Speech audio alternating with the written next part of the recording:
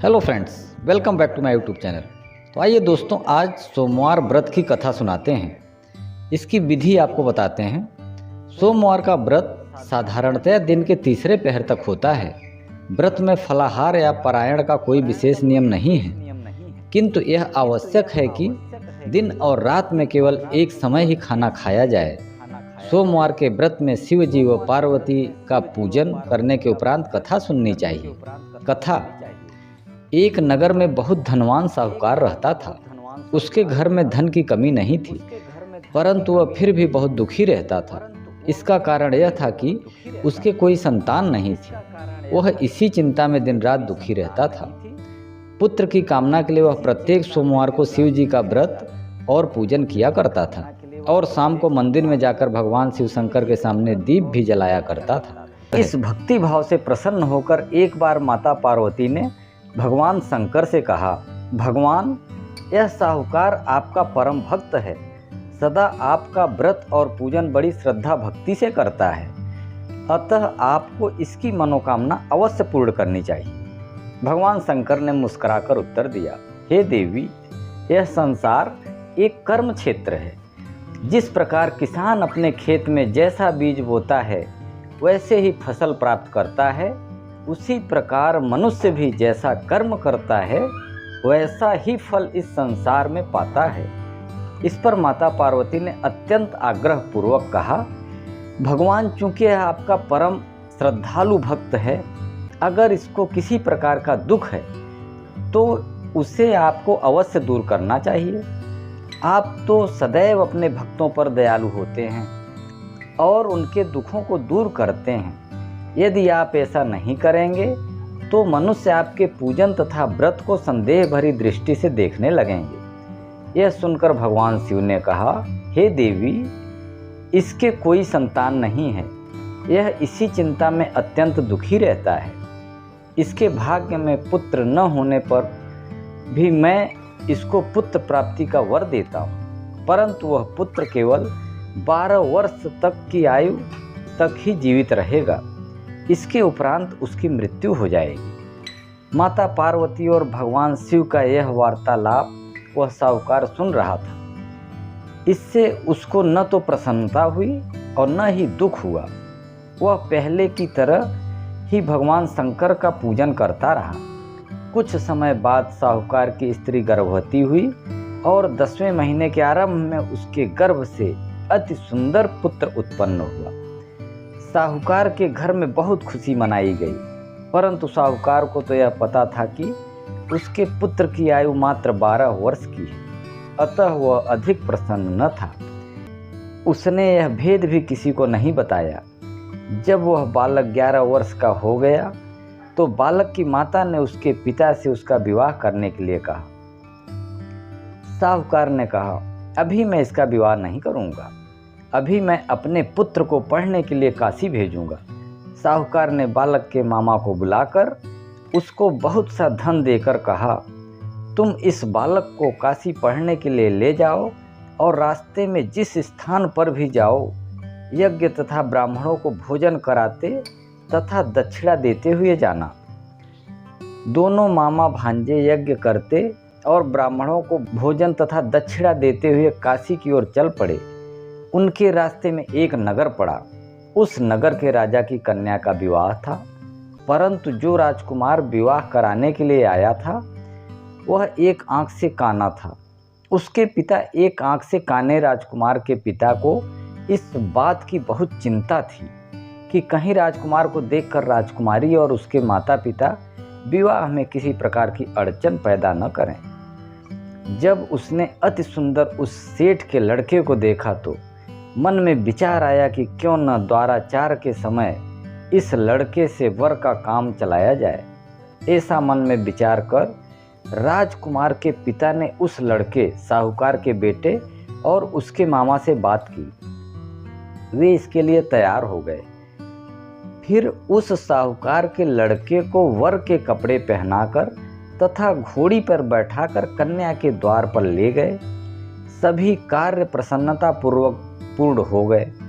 राजकुमार के पिता ने सोचा कि यदि विवाह कार्य भी इसी लड़के से करा लिया जाए तो क्या बुराई है। ऐसा विचार कर लड़के और उसके मामा से इस बात के लिए कहा कि यदि आप फेरों और कन्यादान के काम को भी करा दें तो आपकी बड़ी कृपा होगी, मैं इसके बदले आपको बहुत सा धन दूंगा। दोनों ने इसे सहस्र स्वीकार कर लिया और विवाह कार्य भी बहुत अच्छी तरह से संपन्न हो गया। सेठ का पुत्र जिस समय जाने लगा तो उसे राजकुमारी की चुनरी के पल्ले पर लिख दिया, तेरा विवाह मेरे साथ हुआ है, परंतु जिस राजकुमार के साथ तुमको भेजा जाएगा वह एक आंख से काना है। मैं काशी पढ़ने जा रहा हूँ। सेठ के लड़के के जाने के उपरांत राजकुमारी ने जब अपनी चुनरी पर ऐसा लिखा हुआ पाया तो उसने काने राजकुमार के साथ जाने से मना कर दिया। उसने अपने माता पिता को सारी बात बता दी और कहा कि यह मेरा पति नहीं है, मेरा विवाह भी इसके साथ नहीं हुआ है। जिसके साथ मेरा विवाह हुआ है वह तो काशी पढ़ने गया है। राजकुमारी के माता पिता ने अपनी कन्या को विदा नहीं किया और बारात वापस चली गई। उधर सेठ का लड़का और उसका मामा काशी जा पहुँचे। वहाँ जाकर लड़के के मामा ने यज्ञ करना और लड़के को पढ़ाना शुरू कर दिया। जिस दिन लड़के की आयु 12 वर्ष की हुई उस दिन उन्होंने यज्ञ रचा रखा था। लड़के ने अपने मामा से कहा, मामा जी आज मेरी तबीयत कुछ ठीक नहीं है। मामा ने कहा, अंदर जाकर सो जाओ। लड़का अंदर जाकर सो गया और थोड़ी देर में उसके प्राण निकल गए। जब उसके मामा ने आकर देखा उसका भांजा मृत पड़ा है तो उसे बड़ा दुख हुआ। उसने सोचा कि अगर मैं अभी रोना पीटना शुरू कर दूंगा तो यह यज्ञ कार्य अधूरा रह जाएगा। अतः उसने जल्दी यज्ञ का कार्य समाप्त कर ब्राह्मणों के जाने के बाद रोना धोना शुरू कर दिया। संयोगवश उसी समय शिव पार्वती उधर से जा रहे थे। जब उन्होंने जोर जोर से रोने की आवाज़ सुनी तो माता पार्वती कहने लगीं, भगवान कोई दुखिया रो रहा है, इसके कष्ट को दूर कीजिए। जब भगवान शिव और माता पार्वती वहाँ पहुँचे तो उन्होंने पाया कि वहाँ एक लड़का मृत पड़ा है।